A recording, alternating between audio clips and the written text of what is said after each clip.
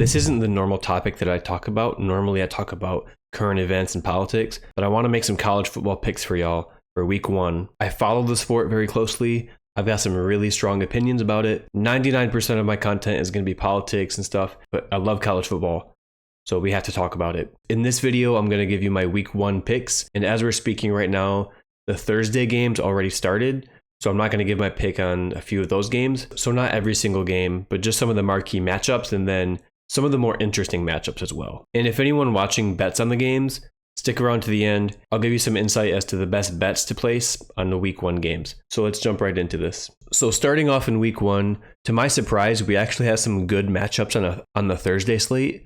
We've got Boise State at South Florida. Right now, South Florida is whooping Boise 31-7. I'm a fan of the Big Ten, so I was curious how Rutgers is going to do. And right now, oh boy, Rutgers is tied with Ohio 31-31 beginning of the fourth quarter. I was really hoping that Rutgers would take the next step, just like they did when they hired Greg Schiano, in his first tenure with Rutgers. But 31 all in the fourth with Ohio. Oh man. Moving on to some of the marquee matchups of the week. Nebraska at Cincinnati. I've got Nebraska. They've got an easy schedule. They could be undefeated going into the Michigan game. Poverty program Wisconsin. Wouldn't surprise me if Miami of Ohio pulled out the upset tonight.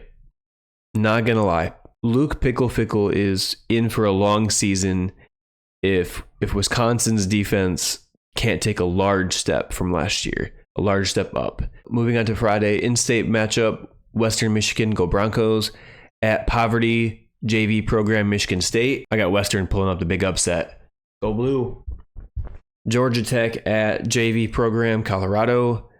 Georgia Tech all the way on that one. Moving on to Saturday. So there's some huge matchups on Saturday.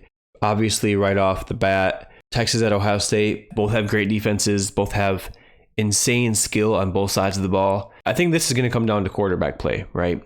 Texas is going to go on the road to Columbus and beat Ohio State 41-10. Go Blue.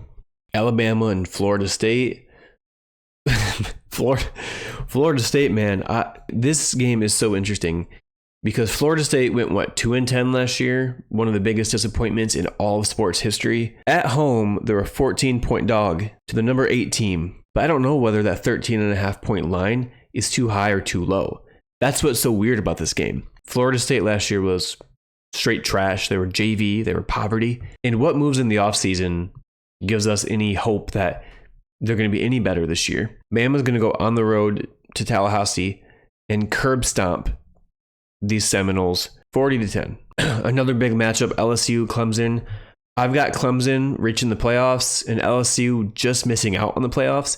And I think this game is going to be a huge factor in determining later on down the road who gets in over who, right? LSU is going to be right on the outside looking into the playoffs.